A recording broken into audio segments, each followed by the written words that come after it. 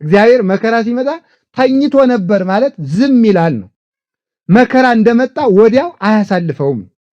ለምንድነው የማያሳልፈው ከተባላችሁ አሁን ልብ ብላችሁ ስሙ። ኦ ሕጹፃን ሃይማኖት ምንት ያፈራክሙ እናንተ ሞኞች መከራ ምን ያረጋችኋል አላቸው። እስቲ በሉ መከራ ምን ያረጋችኋል በሉ። አይዟችሁ በሉ እንጂ ምን ያረጋችኋል እስኪ ንገሩኝ። እኔንም ይጨምራል። መከራ ምን ያረጋችኋል አላቸው ነው። በነቢያት መከራ ሲደርስባቸው እናንተ እምነት የጎደላችሁ ምን ያስፈራችኋል አላቸው ማለት መከራ ምን ያደርጋችኋል? አቤልን መከራ ምን አደረገው? ሰማዕት አደረገው። በደ እግዚአብሔር እንዲያዝ አደረገው። በኩረ ሰማዕታት አስባለው እንጂ ምን ጎዳው? ኢሳይያስን ልዑለ ቃል አስባለው እንጂ ምን ጎዳው? ሙሴን ርዕሰ ነቢያት አሰኘው እንጂ ምን ጎዳው? ዳዊትን አበ ክርስቶስ የክርስቶስ አባት ለመባል አበቃው እንጂ መከራው ምን ጎዳው? ኤርምያስን ንጹሕ ድንግል ሆኖ በእግዚአብሔር ዘንድ አክሊል እንዲሰጥ አደረገው እንጂ ምን ጎዳው? ዳንኤልንስ በአሕዛብ ሀገር እንዲከብር የክርስቶስን ስጋዊ አምልቶ አስፍቶ እንዲናገር አደረገው እንጂ ምን ጎዳው? መከራ ለምን ትሰቀቁታላችሁ?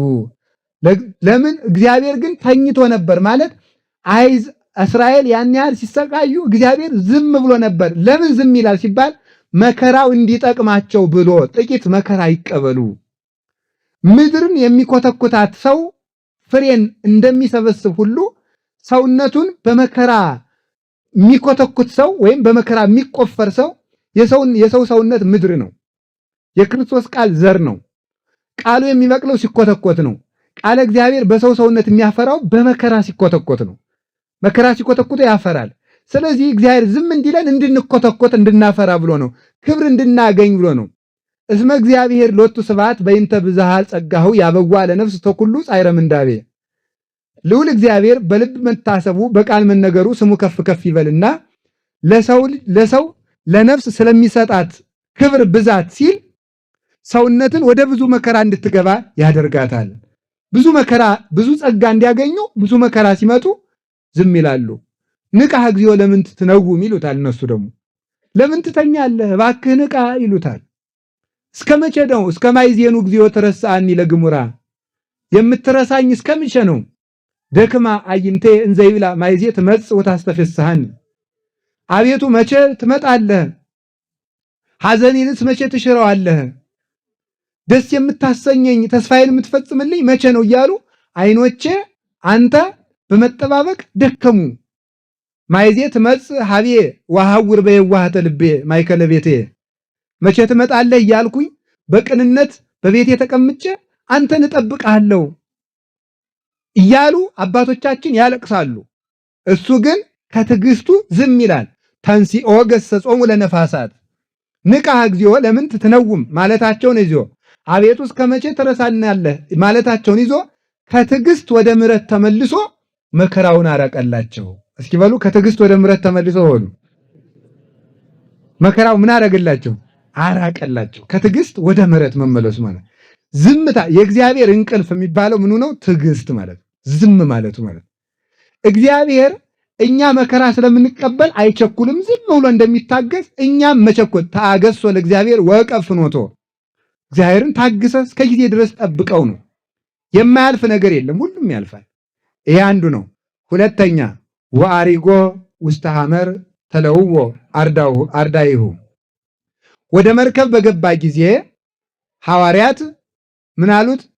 ደቀ መዛሙርቱ አብረውት ገቡ ማለት ወንጌልን ሲሰራ ሐዋርያት አብረውት በግብር መሰሉት። እስኪ ወንጌልን ሲሰራ በሉ ሐዋርያት በምን መሰሉት? በተግባር መሰሉት። መርከብ የተባለች አሁን ምን ሆነች? ወንጌል በሉ እንጂ አይዟችሁ ምን ሆነች? ወንጌል መርከብ ተባለች። ወደ መርከብ ሲገባ ደቀ መዛሙርቱ አብረውት ገቡ ማለት ወንጌልን ሲያስተምር፣ ወንጌል ማለት ምን ማለት ነው? ትምህርቱ ናት። ለምን መርከብ ተባለች? መርከብ ከባህር ሞገድ እንደሚያንሳፍፍ እንደሚያወጣ የክርስቶስ ትምህርት ደግሞ ከዚህ ዓለም የክደት ማይበል ታወጣለች። እንደምናስታውሰው አባታችን ሙሴ በግብፅ በሕፃንነቱ በተወለደ ጊዜ ባህር ላይ በደንገል በታንኳ በቅርጫት አድርገው ጥለውት ነበረ። ከዚያ በኋላ ሙሴ እየተንሳፈፈ እስከሚወጣ ድረስ በዚያች ደንገል ነበር ተጠብቆ የቆየው። እነ ቅዱስ ጎርጎርዮስ እንደሚተረጉሙት ሙሴ በባህር ላይ የተንሳፈፈባት ደንገል ወይም ታንኳ ወንጌል ናት ብለው ነው የሚተረጉሙት። ፈርዖን የተባለ ሳጥናኤል ነው። ባህር ውስጥ የሚወረውር ማለት ምን ማለት ነው? እስራኤልን ሁሉ ባህር ውስጥ ይወረውራል ማለት ዲያብሎስ የክርስቶስ ልጆች፣ እስራኤል ማለት የእግዚአብሔር ሕዝብ ማለት ነው። ፈርዖን የግብፅ ንጉሥ ከእስራኤል የተወለደውን ሁሉ ባህር ይጥላል ማለት ሳጥናኤል ከክርስቶስ የተወለዱ ምዕመናንን ሁሉ በክደትና በኃጢአት ማይበል ይወረውራቸዋል ነው። ከዚያ ተንሳፈው የሚወጡበት መርከብ የተባለች ግን ክርስቶስ ያስተማራት ወንጌል ናት።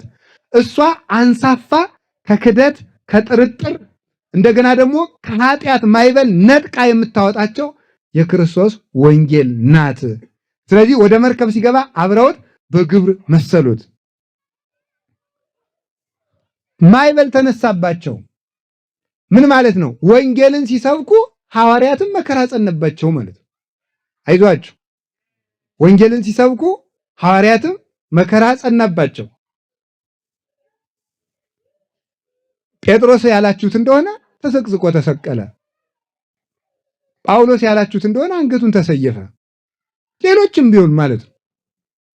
ቅዱስ ጳውሎስ ቅዱስ ዮሐንስ ወንጌላዊ ያላችሁ እንደሆነ ከፈላ በርሜል ውስጥ ተወርውሮ ተጥሏል። በደሴት ውስጥ ሰው ከሌለባት ደሴት ውስጥ ታስሯል። ፍጥሞ ውስጥ ሰው ከሌለባት ምግብ የሚሰጥ የሌለባት እንደሆነ ቆዳቸውን የተገፈፉ አሉ። ቆዳቸውን ተገፈው በቆዳቸው ውስጥ አሸዋ ተሞልቶ ተሸክመው የዞሩ ሁሉ አሉ። ይህንን መከራ ተቀበሉ። እስከ ይደፍኖ ለሐመር ማለት እስከ ቀበጽናህ ለሕይወት ብሎ ተርጉሞታል ቅዱስ ጳውሎስ። ይሄንን ሁለተኛ ቆሮንቶስ ምዕራፍ 1 ቁጥር 8 ላይ እስከ ቀበጽናህ ለሕይወት በሕይወት እንኖራለን የሚል ተስፋችን እስከሚያልቅ ድረስ መከራ ተቀብለን ነበር ይላል ቅዱስ ጳውሎስ። በሕይወት የመኖር ተስፋችን እስኪያልቅ ድረስ መከራ ደርሶብን ነበረ። ውእቱሰ ይነውም። ክርስቶስ ግን ደቀ መዛሙርቱ መከራ ሲቀበሉ ዝም ብሎ ያቸዋል። ኧረ እባክህ አድነን አሉት። ቅዱስ ጴጥሮስ ወጥቼ እሄዳለሁ አለ። ምዕመናን ጥቂት ቀን እንድትቆይልን እባክህ ወጥተህ ቆይ አሉት። ጥቂት ቆይተህ እንድታስተምረን ሲሉ ተደብቆ ሲወጣ ጌታ መስቀል ተሸክሞ መንገድ ቆየ። አንተ ጌታ ኢየሱስ ክርስቶስ ነህን? አይደለህምን? ነኛው ድጋሜ ልትሰቀል ነው? መስቀሌን የሚሸከምልኝ ሳጣ ምን ላድርግ? አንተ እንደሆነ ፈራህ አለው። የዛን ጊዜ መልሶ አላበጀውም፣ እንዲያውም ከጌታ ጋር እኩል እንዳይሆንብኝ ዘቅዝቃችሁ ስቀሉኝ አላቸው። እነዚህ ነው ከዚያ በኋላ ኦ ሕጹፃን ሃይማኖት ምንት ያፈራህከው ማለት ጴጥሮስ ሆይ መከራው ምን ሊያረግ ነው የምትፈራው? እኔ ተሰቅዬ ቀረው አሉህ፣ እኔ ሙቼ ቀረው አሉህ፣ እሑድ አልተነሳው፣ አንተስ ትከብርበታለህ እንጂ ምን ይጎዳኛል ብለህ ነው ብሎ አጸናቸው። ገሰጾሙ ለነፋሳት መከራውን አበረደላቸው፣ አስታገሰላቸው። እንዲደፍሩት አደረጋቸው፣ እንዲንቁት አደረጋቸው፣ በመከራ ላይ እንዲሳለቁበት አደረጋቸው። በዚያም ክብር አቀዳጃቸው። ወኮነ አብይ ዛይል በእነሱ መከራ የእነሱን መከራ አጥፍቶ ለቤተ ክርስቲያን ታላቅ ሰላም ሰጣት ኢየሱስ ክርስቶስ። ይህን ነው በግብር የመሰሉት ሁሉ እንዲሆኑ አላችሁ የላችሁም? እግዚአብሔር ከሁላችን ጋር ይሁን። ከዚያ በኋላሳ በመስቀል ፊት በቆመ ጊዜ ሰማዕታት በግብር መሰሉት። በመስቀል ላይ በጲላጦስ ፊት ቆሞ እውነት መስክሯል። ሰማዕት ማለት ምን ማለት ነው? ምስክር። ክርስቶስ የባሕርይ አባቱ የአብ ልጅ መሆኑን በነገስታት ፊት በጲላጦስ ፊት ቆሟል። ሰማዕታት በግብር መሰሉት። እነሱ ደግሞ ማይበል ሞገድ ጸናባቸው። እነዚህ እነ ቅዱስ መርቆሬዎስ እነ ቅዱስ ጊዮርጊስ ነው። ዛሬ ቅዱስ መርቆሬዎስ ነው ሰማዕቱ። መከራ ሕይወታቸውን እስኪዘነጉ ድረስ አሁን የቅዱስ መርቆሬዎስን መከራ ስታስቡት እጅግ አስጨናቂ ነው። ከጋለ ብረት ምጣድ ላይ ሆኖ እየተጠበሰ ማለት ነው። እየተጠበሰ ደሙ ተንጠብጥቦ እሳቱን እስኪያጠፋ ድረስ እንዲህ መከራ እንዲደረስባ ውእቱሰ ይነውም። ክርስቶስ ግን መርቆሬዎስ ሲገረፍ ዝም፣ ሲሰቃይም ዝም፣ ከሌላ ደግሞ ይሄኛው አሰቃይታ ሰልችቶት ወደ ሌላ ሀገር ሲልከው ዝም፣ ሲጠበስ ዝም ያደርጋል። ለምን ሲባል ምን ያስፈራችኋል የሚላቸው መከራው ለሰማዕታት ክብር እንጂ ጉዳት እንደማይሆናቸው ያውቃልና፣ ክብር እንጂ ጉዳት እንደማይሆንባቸው ስለሚያውቅ መከራውን ሲቀበሉ ዝም ይላቸዋል። ተንሲኦ ገሰጾሙ ለነፋሳት ከዚያ በኋላ በታምራት ተገልጦ መከራውን አበረደላቸው። ዋጋ የሚያገኙበትን ሳያበርድ እንዲቀበሉት አደረጋቸው። ዋጋ የሚያገኙበትን ማለፍ የሚገባውን ደግሞ ለሌላ ቀን እንዲበረቱ አበረደላቸው።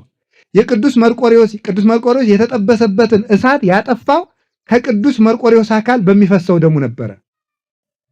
ስለዚህ ከደሙ ከራሱ የሚወጣው ደም እሳቱን ያጠፋለት ነበረ።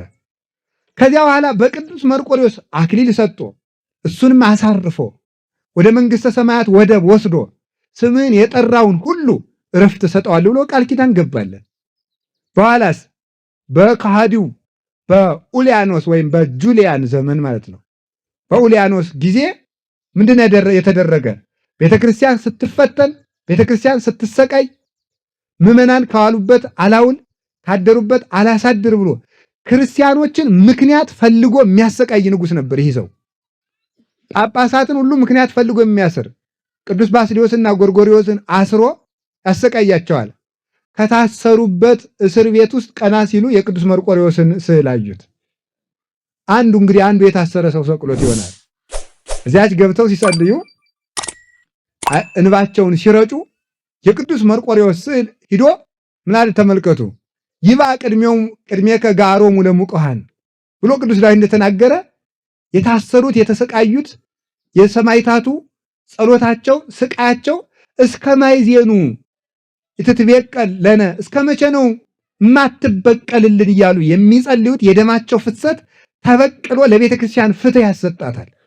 እዚያ በኋላ ተመልከቱ የቅዱስ መርቆሬዎስ ስዕል ደሙ ተካሰሰና ስዕሉ ሂዶ ኡሊያኖስን አንገቱን ተረግጦ ገደለው። ከዚያ በኋላ ተመልሶ መጣ።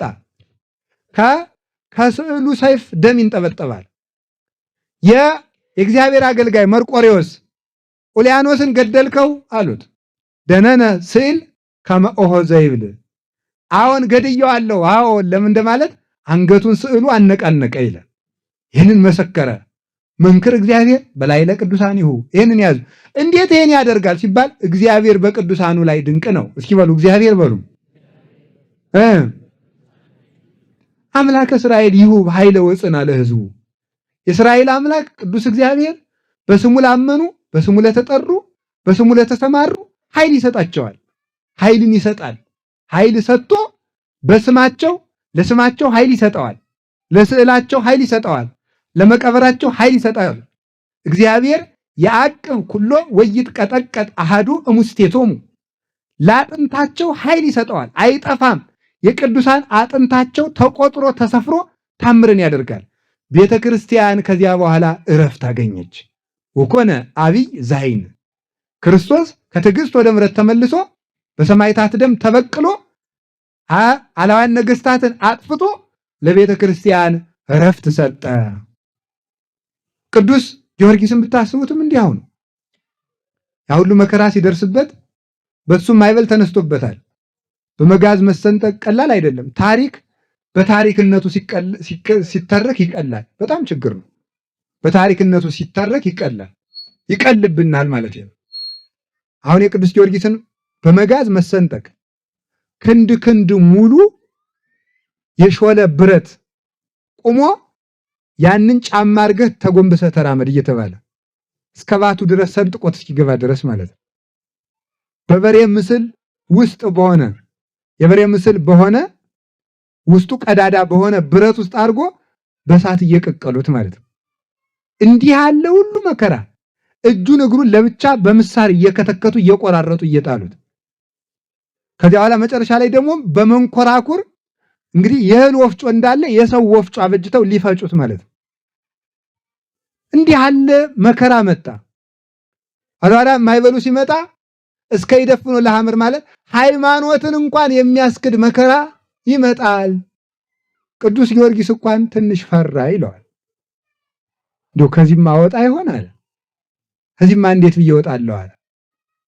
ከዚያ በኋላ ወዲያው የክርስቶስ ስቅለት ትዝ አለው። እፎኑ ኢይሄሊ ከማምላኬ የተሰቅለ ፈጣሪ እንደተሰቀለ እንዴት አላስብም ማለትና ወዲያው የጌታን መከራ ሲያስበው ፍጩኝ በመንኮራኩሩ እኔ አልክድም ማለት። ከዚያ በኋላ እዚያ ውስጥ ገብቶ ተፈጭተ ያደረጉትን አድርገው በእሳት አቃጥለው በተራራ ላይ በትነው ዘርተው እንግዲህ ፈጨነው፣ አቃጠልነው፣ አመድ አድርገን ለነፋስ ሰጠነው፣ ተዘራ። ጊዮርጊስ የሚባል ሰው እንግዲህ አረፍን ብለው ተመልሰው ሲመጡ ቆይ አብረን እንሂድ ያለ በኋላቸው ከች አለ ማለት ተንሲኦ ገሰጾሙ ለነፋሳት። እነዚህን አላውያን ነገስታት ወታደሮችን ገሰጸ። ማነው አንተ? ማነህ አንተ? ጊዮርጊስ እናንተ ቅድም አልበተንም? አንተ ሙሳ ዘረውክሙኒ ወእግዚአብሔር አምላኬ ያንሳኒ። እናንተ በተናችሁኝ ፈጣሪ ያነሳኛል። ዓለም የበተነውን እግዚአብሔር ይሰበስበዋል። ዓለም የጣለውን እግዚአብሔር ያነሳዋል። እነ ቅዱስ ጊዮርጊስም ይህን ያህል መከራ ደርሶባቸው ነበር። እግዚአብሔር ግን ዝም ብሎ ነበረ። በመከራው እንደማይጎዱበት እንደሚከብሩበት፣ መክበበ ሰማዕታት እንደሚሆኑበት ያውቅ ነበረ። እምሰማዕታት የአቢ ግርማው እንዲባሉ ያውቅ ነበረ። በዚህ ኃይል እንዲያኖራቸው ስማቸው እንዲከብር እምሩጥ ፍጡነ ረድኤት እምሩፀተ ነፋስ ወአውሎ ለዘይጼዋ አከበ ተወክሎ እንደሚባሉ ከነፋስ ፍጥነት ፈጥኖ የሚደርስ ረድኤት ኃይል ያለው ስም እንደሚሰጣቸው ያውቅ ስለነበረ፣ በስሙ እንደሚከብሩ ያውቅ ስለነበረ ለመከራው ተላልፈው ሲሰጡ ዝም ይላቸው ነበር ስለሚያተርፉት ትርፍ። ከዚያ በኋላ ተነስቶ እንግዲህ እነዚያም እንደማይመለሱ ሰባው ነገስታትም እንደማይመለሱ ስለሚያው ከዚህ በኋላ እኛም መከራ ተቀብለን ሰባው ነገስታት አይመለሱም። ታምርም አደረግኩ አልተመለሱም። ሙቸም ተነሳው አልተመለሱም። ለቤተ ክርስቲያን ስትል እንግዲህ እነዚህ አይመለሱም የማያፈሩ ዛፎች ናቸውና ቁረጣቸው። ታምርም ጠየቁ አልተመለሱም። ክፉ ሰው እኮ ችግር ነው። አንድ ቀን እንዲያውም ቅዱስ ጊዮርጊስን ምን አድርገውታል? እንዲያው እንግዲህ ይህንን ሰው እስቲ እንፈትነው አሉና እኛ የምንቀመጥባቸው ወንበሮች አሉና እነዚህን ወንበሮቹ የተሰሩት ደግሞ ግማሾቹ ከሚያፈሩ ዛፎች ግማሾቹ ከማያፈሩ ዛፎች ስለሆነ ከማያፈሩ ዛፎች የተገኙትን ወንበሮች እንዲያፈሩ አድርገህ ከሚያፈሩ ዛፎች የተሰሩትን ወንበሮች እንዳያፈሩ አድርገህ አሳየንና እንመን አለ። እንደማታምኑ አውቃለሁ፣ ግን ፈጣሪ ሁሉ እንደሚችል ለማሳየት አደርገዋለሁ አለ። ሲጸልይ ከማያፈሩ ዛፎች የተሰሩት ወንበሮች አፈሩ፣ ከሚያፈሩት ዛፎች የተፈሩት ቅጠል ብቻ ሆኑ።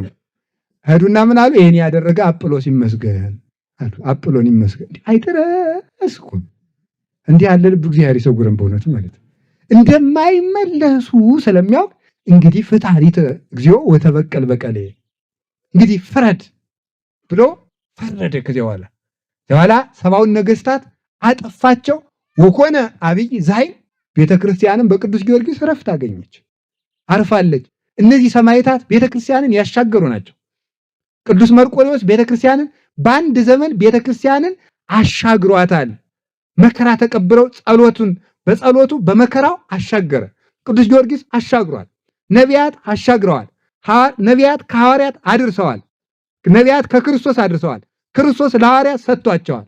ሐዋርያት ለሰማዕታት ሰጥተዋታል። ይችን ቤተክርስቲያን ሰማዕታት ለጻድቃን ሰጥተዋቸዋል። እነዚህን ደግሞ እናመጣቸዋለን። ምንኩስናን ብሕትውናን ምንኩስናን በሰራ ጊዜ መነኮሳት በግብር መሰሉት። ዋሪጎ ውስተ ሐመር አርገ ተለዋርዳይሁ። አይዟችሁ እየጨረስን ነው። ወደ መርከብ ሲገባ በሉ እሺ ደቀ መዛሙርቱ በሉ እንጂ ምን አሉት? በግብርም ማለት ነው። በግብርም መሰሉት። ብሕትውናን ምንኩስናን ሲሰራ ደግሞ መነኮሳት ተከትለውት መነኮሱ ማለት ነው። ብሕትውናውን ተከትለው ባሕታውያን ሆኑ። በብቸኝነት ኖሩ ማለት ነው። በብቸኝነት ኖሩ። መነኮሳትም ባሕታውያን በቆሮንቶስ የኖረውን፣ መነኮሳት ደግሞ የዕለተ ዓርቡን። ይሄ የመነኮሳት ቆብ ምንድነው? ክርስቶስ በዕለተ ዓርብ የደፋውን የሾህ አክሊል የሚወክል ነው። ያንን መከራህን እንሳተፋለን በክብርህም አትለየን ማለት ነው። ሆነልን ማለት ነው። እንግዲህ አሁን እቺ ቆቧ ትታያችኋለች። እቺ መስመር አላትና እነዚህ የሾሆቹ ጉንጉኖች ናቸው። ምንኩስና እንደዚህ ያለ ችግር ያለበት ሀገር ነው ማለት ነው። እምላችሁ እየዘለላችሁ ብትገቡ ነግሬያችኋለሁ። ያሳብዳል። እማምላክን መመንኮስ በጣም ችግር ነው። እንዳትመነኩሱ ብለህ ሲርብ ሁሉ እየዘለብት መነኩስ። ዲያብሎስ ደግሞ እንድትመነኩሱ ያስርባችኋል፣ ቆብ እንድጥሉ ያጠግባችኋል። ችግሩ ይሄ እኮ ነው ማለት ነው። በጣም ነገረኛ እኮ ነው ዲያብሎስ ማለት ነው። እንድትመነኩሱ ያሳጣችኋል፣ ቆብ እንድትሉ ሀብት ይሰጣችኋል። እንደዚያ ነው የሚያደርግ ዲያብሎስ። ይችን ያደርጋል ማለት ነው። ይሄንን ስለሚያደርግ ምን ማድረግ ይገባል? ተጠንቅቆ መግባት መልካም ነው። አሁን የመነኩሴን ችግር የሚያውቀው የመነኮሰ ብቻ ነው። ያልደረሰበት ሰው ምን ያውቃል ነው የሚባለው።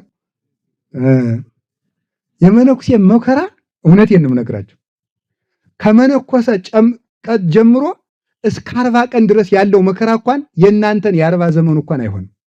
በጣም ችግር ነው በእውነቱ ማለት በጣም ችግር ነው። ድሮ ንቁ የነበረው ሰውዬ የመነኮሰ ዕለት ችግር መጥቶ ይሸከመዋል። እንቅልፋም ይሆናል ለት ድሮ ደህና የነበረው ሰውዬ ሌት የሚነሳው ሰውዬ ማለት እንቅልፍ ይጥልበታል። ችግር ተጀምሮ እስኪ አንድ ጥያቄ ልጠይቃችሁ። የጦር ዘመቻ ቢኖር እና የሌላ የጠላት ወታደሮች የወገን ወታደር የጠላት ወታደር ይባላሉ አይደለ? በጦር ቋንቋ ማለት ነው። እና ያ ቋንቋ የሌላ ሀገር ወታደሮች መጥተው የሀገሪቱን ወታደሮች ሲወጉ አንድ ተራ ወታደር ከሚገሉና ጄኔራሉን ከሚገሉ የቱ ነው የሚቀናቸው? አቤት! እና እናንተ ምዕመናን እንደዚያ ናችሁ ነው። እናንተ ላይ ያለው ፈተናና ጄኔራል ላይ የሚቀርበው የተለያየ ነው ማለት ነው። ገብቷችኋል አይደል? መነኩሴ መከራው የሚበዛ ለዚያ ነው። የጦር አለቅነት መግባት እኮ ነው ማለት ነው። የጦር አለቃ ልሁን ነው። እዚያ በኋላ ተመልከቱ፣ የሆነው ሶንና ጄኔራሉ የት ነው ያለን የሚሉት ሊገሉ ማለት ነው። ስለዚህ መነኩሴ ባለበት ባደረበት ታድኖ ይፈልጋል። አጋንንት ይፈልጉታል፣ ይከታተሉታል። በቃ በያደረበት ባይታውያንን መሰሉት እንዴ! ቅዱስ ጳኩሚስን የመሰለ ታላቅ ሰው የመነኮሳት አባት ነው። ገዳምን የመሰረተው ቅዱስ ጳኩሚስ ነው በሐዲስ ኪዳን። አበ መነኮሳት የሚባለው እሱ ኃጢአት ጸንቶበት እንዲሁ በጣም ያስደንቃል እኮ የእንስሳትን ጠባይ የሚያውቅ እንስሳት እንኳን ሄደው የሚጠይቁት ሰው ነበር። ማን? ቅዱስ ጳኩሚስ። ጅብ ልጅ ወልዳ ልጇ ገደል ይወድቅባታል እና እንዳታወጣው አቃታት። ሲጨንቃት እየሮጠች ማን ትመጣለች? ከቅዱስ ጳኩሚስ ናት። ሰው ሲበቃ በደንብ ስሙ በሞቴ ሰው ሲበቃ ምንድነው የሚሆነው መሰላችሁ? ሰው ሲበቃ እንኳን ከሰው ጋር ከአውሬ ጋር ይስማማል። ሰው ሲበቃ እንደዚያ እኮ ነው። ይደንቃል እኮ ሰው ሲበቃ። ለምን በሉኝ፣ ፍጥረታት የእግዚአብሔር ናቸው። የእግዚአብሔር ስለሆኑ የእግዚአብሔር የሆነን ሰው ያውቁታል፣ ሄደው ይወዳጃሉ። እና ሲጨንቃት ግልገሏን ማውጣት ሲያቅታት ከቅዱስ ጳኩሚስ ነው ሄደች። ኋላ እየሄደች ትገባና ባቱ ትወጣለች፣ ትገባና ትወጣለች። ልካ ናን ሂድ እያለች ነው፣ ልጄን አውጣልኝ እያለች ማለት ነው። ሂዶ ከወደቀችበት ግልገሏን አውጥቶላታል ማለት ነው። እንዲህ ያሉ ናቸው ቅዱሳን። ይህንን ታምር ለማድረግ የበቃው ቅዱስ ጳኩሚስ ግን በከፍተኛ የዝሙት ፈተና ተፈትኖ ነበር፣ ከዋሻ ውስጥ እየኖረ ማለት ነው። ከዚህ ቅዱስ ሚካኤል በራእይ ተገልጦ የሚመራው ጳኩሚስ እንዲያውም ጅቢቱ ስትመጣ ምን እንዳለ ታውቃላችሁ?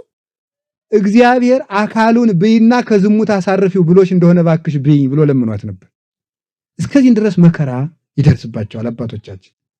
ውእቱሰ ይነውም፣ ክርስቶስ ደግሞ ዝም የሁሉ ችግር ሲደርስበት አንተን ብለን መንነን፣ አንተን ብለን ዋሻ ተቀምጠን ዝም እንደው ጹጻን ሃይማኖት ምን ያፈራከው? መከራውን ታተርፉበታላችሁ እንጂ ምን ትሆኑበታላችሁ? ቻሉት ይላል። ቻሉት። ከዚያ በኋላ ተመልከቱ፣ ወተንሲኦ ገስጾሙ ለነፋሳት። ግን የፍትወትም ማለፊያ ጊዜ ያለው ያልፋል። እግዚአብሔር ያሳልፈዋል። ልጆቹን ተሰቃይተው እንዲቀሩ አያደርግም። ከዚህ በኋላ መጥቶ እንዲያውም ልንገራችሁ፣ ከጀግና አርበኛ የተወረወረ ፍላጻን ከመታገስ በላይ የገዛ ስጋን መቻል ከባድ። ያንን መከራ ችሎ መጥቶ ለቅዱስ ጳኩሚስ ያንን አጠፋለት።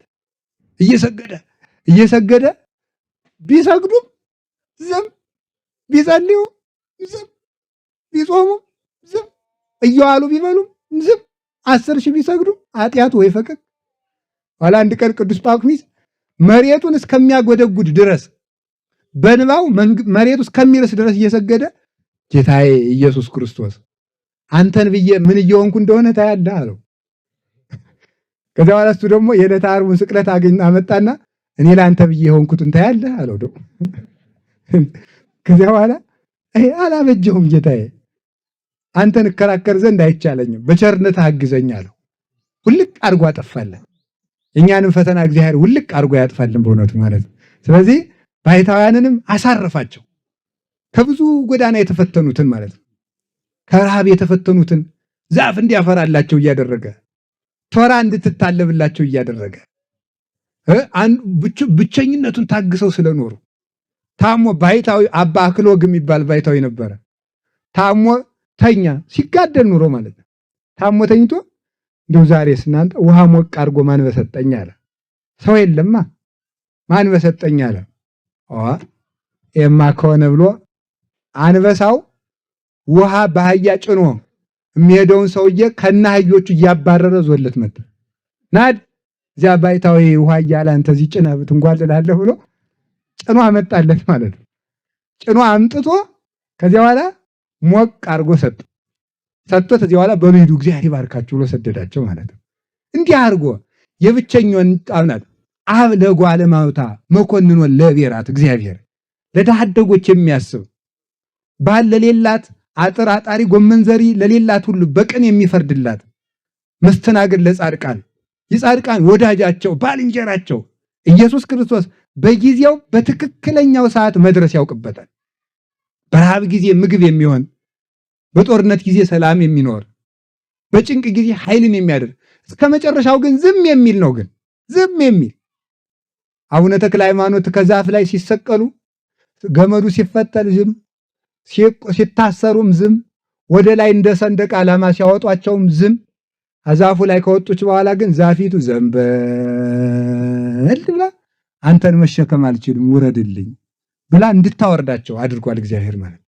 ስለዚህ ይህን ሁሉ አበረደላቸው። ባሕታውያንንም ይህን ትዕግስት አጠፋላቸው ለብዙ ባሕታውያን ማለት። የመነኮሳት ደግሞ ፈተና አለ። መነኮሳት በግብር መሰሉት።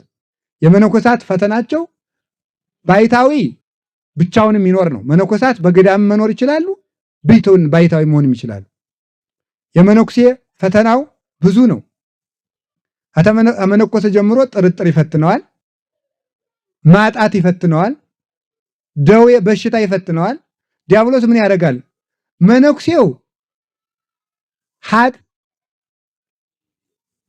ሲሰግድ፣ ሲጸልይ፣ ሲጾም ህመም ያመጣበታል። አይ እንግዲህ ሰውነቴን ልንከባከብና ልዳንና ኋላ ሰግዳለሁ ሲበላ ዝሙት ያመጣበታል። ሲጾም መታመም፣ ሲበላ ሌላ ችግር እኮ ነው እናንተ። ቢበሉዳ ባይበሉዳ ማለት ነው። ይሄንን ያመጣበታል ማለት ነው። ይሄን ችግር ያመጣበታል። ይሄን ችግር አምጥቶ ያስጨንቀዋል እስከ ይደፍኖ ለሐመር እኔ ይቅርብኝ ቋቡ እስከሚል ድረስ ማለት ነው። ወዲያ አግብቼ እኖራለሁ ያሰኘዋል ማለት ነው። እንደዚህ ያሰኘዋል። እንኳን አግብቼ እኖራለሁ ሃይማኖቴን እክዳለሁም ያስብላል። ይሄን ሁሉ መከራ ያደርስበታል። እንደውም አንድ ባሕታዊ ነበርና ሲኖር አንድ መነኩሴ እየመጣ በዝሙት ተፈትኛ ይለዋል። አረ አታ ወራዳ እንቱን ስናይ መቃርስን ቆብዞ ደግሞ ምን አይነቱ ሄድ ከዚህ ላይ ይሰደዋል። ደግሞ በሌላ ቀን መጥቶ ይነግረዋል። ሄዳንተ እንቱን ስናይ መቃርስን ቆብዞ ደግሞ እንደዚህ ይላል እንዴ? ሶስተኛ ቀን እንደዚህ አይላል። አይ እንግዲህ ምን አረጋለሁ እስከ ይደፍኖ ለሐመር እኔ ምን አረጋለሁ እንግዲህ እዚያው ላግባው እንጂ ብሎ ተነስቶ ወደ ከተማ ሄደ። ተነስቶ ከተማ ሲሄድ ተዚያ በኋላ እስከዚያ ድረስ ይውላችሁ አዛኝም እስከሚያጣ መካሪም እስከሚያጣ አጽናኝ እስከሚያጣ ድረስ እግዚአብሔር ውእቱ ሰይነውም ዝም ወጥቶ ሄደ። ወጥቶ ሲሄድ አመንገድ አዚያ በኋላ ግን እግዚአብሔር ዝም አይልም። አመንገድ ላይ አንድ አባት መጣ። ምን ሆነ ትሄዳለህ? መነኩሴ ነበርኩ። አንድ አባት እንዲህ ብየብለጋቸው ሳቁብኝ። እኔ እንግዲህ ቆቤል ጥለው ነው አለው። በል ወንጌላ ዮሐንስ ድገም፣ እየዋልክ ብላ፣ በዓትህን ጠብቅ፣ በዚህ ተጠንቀቅ፣ ትጋ ብሎ መክሮ እግዚአብሔር ያጥፋልህ ብሎ ሰደደው። ከዚያ በኋላ ዝሙት እንዳልተፈጠረ ሆኖ ጠፋለት። ተመልሶ አቅማችንም እኮ እንድናውቅ ነው። ጎበዝ ሞኝ ናችሁ መሰለ አለች ተብሏል አይደል? አንዲት ሴትዮ ገዳም ዕለቱን ገብታ እሳት ስትሞቅ ፍንጣሪው ነካ አረጋት አሉ። እናንተ እኛን ጣድቃኖች እንዲህ ያረገ እንዲሁ ያለሙ ሰው ምን ያረገው ይሆን አለች ተባለ ማለት እንደዚህ እኮ የሚል ሰው ማለት ነው። እንትን ይሄ ገዳም የገባለት ሁሉ ክንፍ አውጥቼ ይሆን ብሎ በዚህ በብብቱ ዳሰስ ብሎ ማረግ ነው የሚቀረው ሰው ማለት ነው። አልተፈተነ ሰው ችግረኛ ነው። ኩሸቱ ያኩራቱ ያስቀምጣል አስቀምጡም ከሆነ 3 ቀን ውዳሴ ማርያም አሟልቶ ሲደግም ሰው እንዴት እንደሚመጻደቅ አተውት ተመስገን ነው። ሰው የዓለም አልገባውም የዓለም ኃላፊ ነው ይላል። ገና 3 ቀን ውዳሴ ማርያም ሲደግም እኮ ነው ማለት መጽደቅ ደቅ ነው የሚለው በእውነቱ ማለት ነው። እንደዚህ ይመጻደቃል። በእግዚአብሔር ቸርነት እንድንል ለተፈተነ እንድናዝን ሰው ወድቆ ስናይ ከመፍረድ ይልቅ እንድናዝን እኛም በዚያ ፈተና እንድናልፍ ያደርገናል። ግን ደግሞ ጥሎ አይጥለንም፣ ይመልሰናል። ደግሞ እግዚአብሔር ቸር ነው። ሰው ይጥልልናል፣ አሳልፎ መልሶ አመጣው። ያኛውን ሰው ይሄኛው 15 ዓመት ታግሶታል። ይገርማችኋል። መነኩሴው ባይታዊ እግዚአብሔር ምን አለው ከዚህ በኋላ አቅሙን እንዲያውቅ ንብ ከአንድ ቀፎ ወደ አንድ ቀፎ እንደሚገለበጥ የዚህኛውን መነኩሴ ፈተና እዚያ ላይ ገልብጥበት እግዚአብሔር ሆይ አለው። እዚያው ላይ አደረበት። ዕለቱን ወጥቶ ሄደ። 15 ዓመት ታግሶ መጥቶ እንዲሁኝ የተፈተንኩ ስለው ሲስቅ የነበረው ባይታዊ በአንድ ቀን ወጥቶ ሄደ። ከዚህ በኋላ ደግሞ እግዚአብሔር ደግሞ ቸር አይደል? ወጥቶ ሲሄድ ሲያሳብደው ዝም መንገድ ላይ ደግሞ ቆይቶ ደግሞ ተመለስ። በሰው አትፍረድ። ወንጌል ዮሐንስ ድገም እየዋልክ ብላ በሰው አትፍረድ። የዝሙት ሰይጣን ዋና መምጫው በሰው መፍረድ። በሰው መፍረድ የሰውን ኃጢአት አምጥቶ ከራስ ላይ ይገለብጣል። አትፍረድ ብሎ መለሰው። ይህንን መከራም አራቀለት። ለሁላችንም እግዚአብሔር ያርቅልን። አሁን እንግዲህ ደግሞ ወደ መርከብ በወጣ ጊዜ በጣም ብዙ ነገር ነው ያለው። ስለ እናንተ ትንሽ ነገር ብዬ ልጨርስ 5 ደቂቃ። እናንተም ደግሞ በግብር መሰላችሁት አይደለም እንዴ? ከቤተ ክርስቲያንን ሲሰራ በንጽህና መሰላችሁት። መርከብ የተባለ አንድ ሃይማኖት ነው፣ አንድ ንጽህና ነው፣ አንድ ቤተ ክርስቲያን ነው። ከክርስቶስ ጋር ወደ መርከብ መግባት ማለት እሱ በሰራው ሃይማኖት እሱን ማመን ነው። አንድ ከክርስቶስ ጋር ወደ መርከብ መግባት ማለት ክርስቶስ በመሰረታት ቤተክርስቲያን ውስጥ መኖር ነው።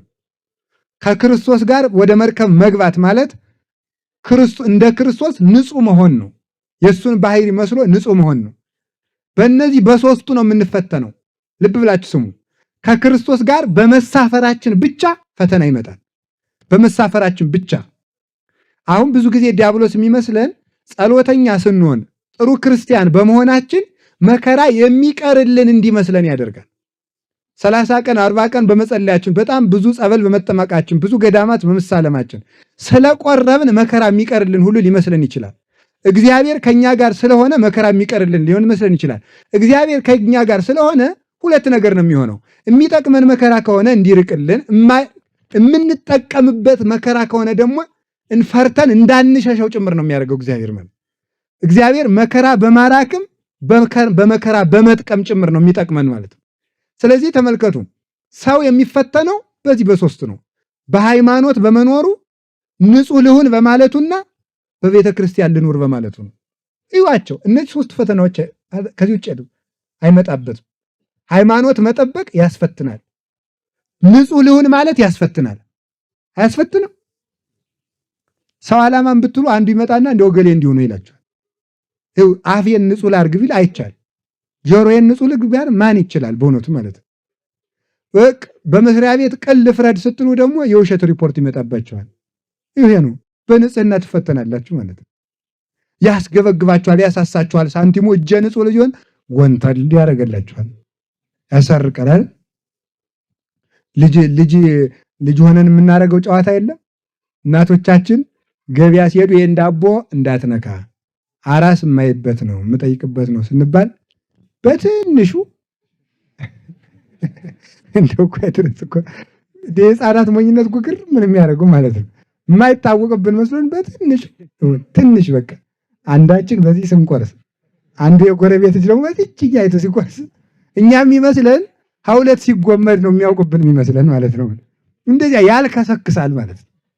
በቃ ልንጻ ሲሉ አይቻልም። ቅመሱት ቅመሱት ቅመሱት ቅመሱት ቅመሱት ቆንጥሩት ቆንጥሩት ያሰኛል ማለት ነው። ንጽህናን መጠበቅ ድሮ ስላንፈተን ነው። ንጹህ መሆን በታምራት አይገኝም፣ በልፋት ነው። እንፈተናለን፣ በዚያ መከራ ይመጣብናል። ሰዎች ንጹህ ሰው በመሆናችሁ ብቻ ከሳሾቻችሁ ይሆናሉ።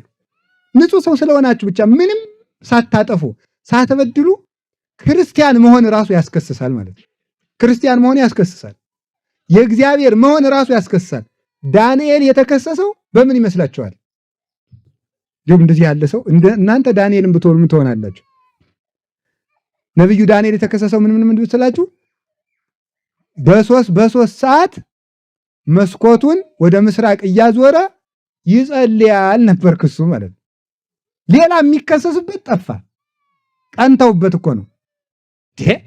ይሄ ከኢየሩሳሌም የመጣ ስደተኛ ባሪያ ደግሞ በሀገራችን በባቢሎን መጥቶ ደግሞ የንጉሱ ዋና ባለሟል ይሆናል። እናዋርደው ምን ይባል? አንድ ነገር የማይገኝበት ልቅም ያለ ሰው ሆነ።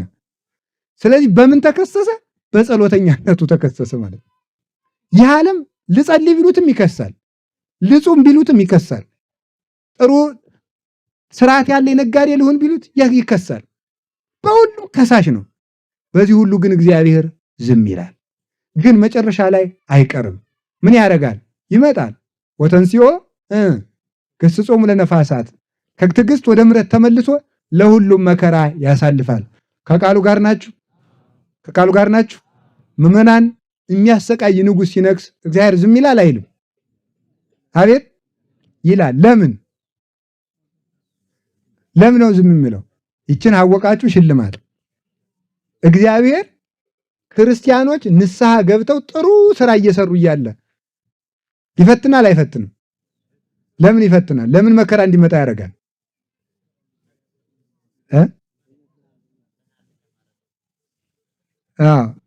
አንደኛ ትትና እንዲኖረን። እሺ ሌላስ? መከራው ስለሚያከብረን በሉ ሁላችሁም በሉ እንጂ አይዟችሁ።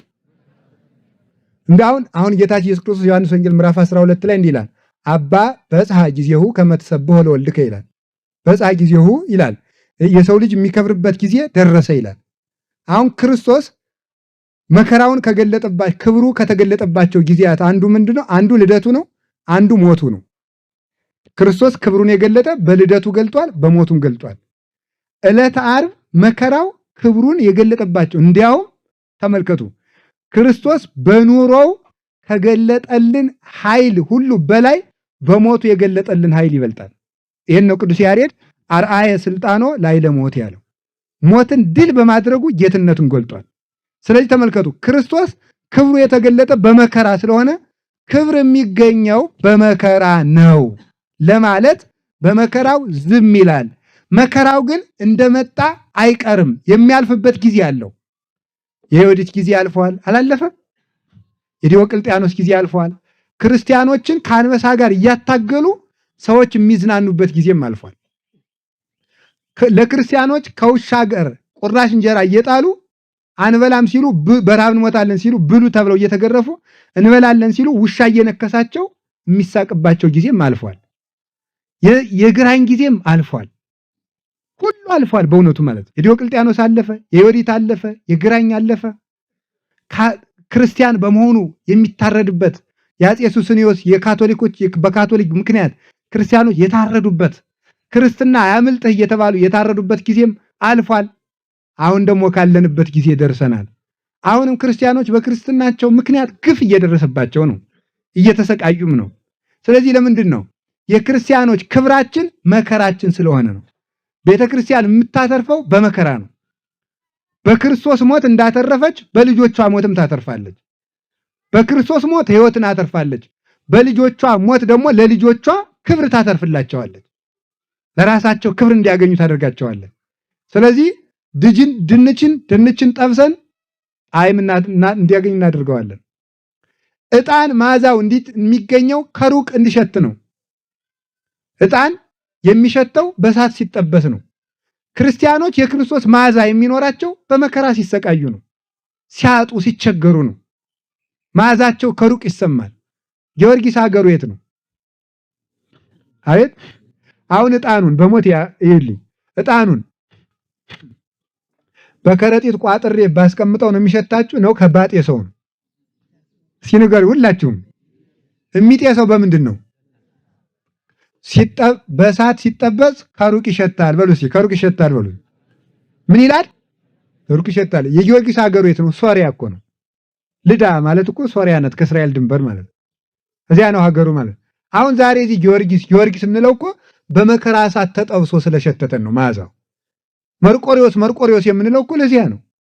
የሩቅ ሀገር ሰዎች ናቸው እኮ፣ የሮም ሰዎች ናቸው። ሮም ነው ሀገሩ፣ ጣሊያን ማለት ነው። የጣሊያን ሰው ነው። እዚህ ድረስ መጥቶ የምናከብረው በመከራ እሳት ለክርስቶስ ተጠብሶ መዓዛ ሰማዕትነቱ ስለሸተተን ነው። የእንጦንስ ሀገሩ ግብፅ እኮ ነው። ከግብፅ አንስተን እንጦንስ የምንለው ለምንድን ነው? በመከራ ስቃይ ተፈትኖ መዓዛው እዚህ ስለሸተተን ነው።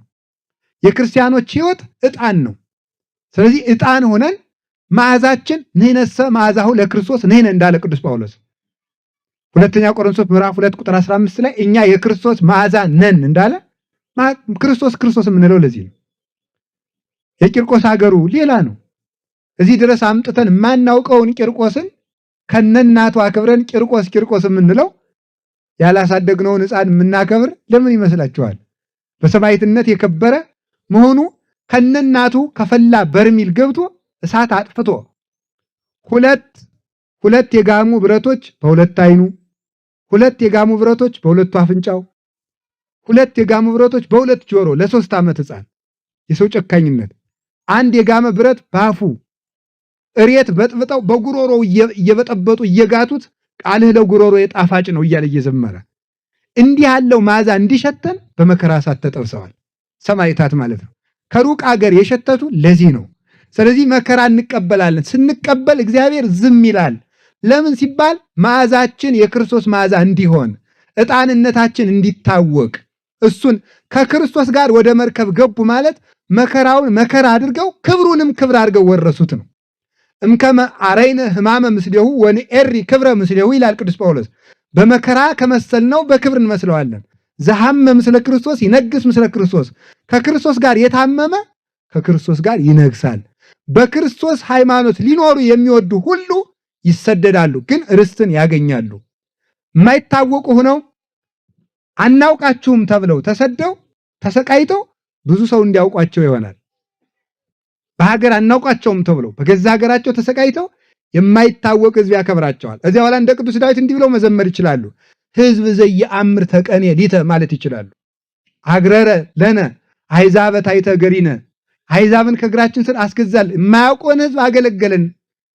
የሚያውቋቸው ዘመዶቻቸው ሲያሰቃዩቸው የማያውቃቸው ሀገር ሁሉ እንዲያውቃቸው ያደርጋል ማለት ተመልከቱ። እንዘ አልቦ ዘየአምረነ ሁሉ ያምረነ ያለ ቅዱስ ጳውሎስ ስለዚህ ነው። የሚያውቀን ሳይኖር ሁሉ ያውቀናል አለ። የሚያውቀን ሳይኖር ሁሉ ያውቀናል። የተናቅን ስንሆን የከበርን ነን ብሎ የተናገረው ለዚህ ነው። ስለዚህ ፍቅር እንደዚህ ያደርጋል። ምነኦ ሕጹፃን ሃይማኖት ምንት ያፈራህክሙ፣ ደዌ ሲያድርባችሁ መናፍቅ የምትሄዱ ጠንቋይ የምትሮጡ ሰይፍ ፈርታችሁ የምትሮጡ መከራው ምን ያደርጋችኋል ብሎ ጌታችን ኢየሱስ ክርስቶስ ተነስቶ ነፋሳትን ገሰጻቸው። ተነስቶ ሳዊሮስ ዘአንጾኪያ፣ ዮሐንስ አፈወርቅ ሲናገሩ ደግሞ ተነስቶ ነፋሳትን ገሰጻቸው የተባለ ተኝቶ ነበር ማለት ሙቶ ነበር። ተነስቶ ነፋሳትን ገሰጻቸው ማለት በትንሣኤው የክደትን ማይበል ጸጥ አደረገ። አጋንንትን ገሰጻቸው።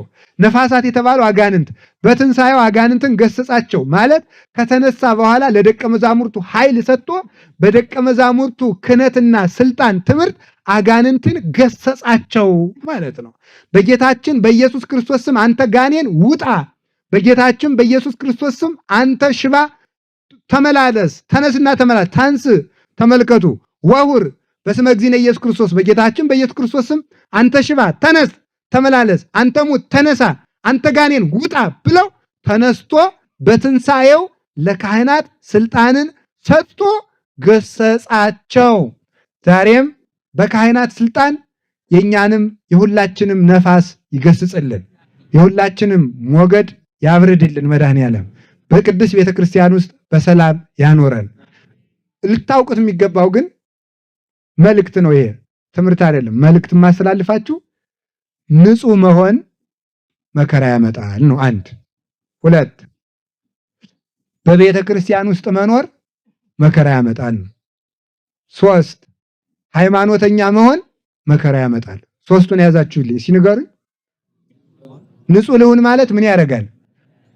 ሁለተኛስ በቤተ ክርስቲያን መኖር፣ ሶስተኛስ ሃይማኖተኛ መሆን ምን ያደርጋል? እግዚአብሔር ደግሞ በዚህ ጊዜ ዝም ይላል በሉ እንጂ። ምክንያቱም ከመከራው እንድናተርፍ በሉ።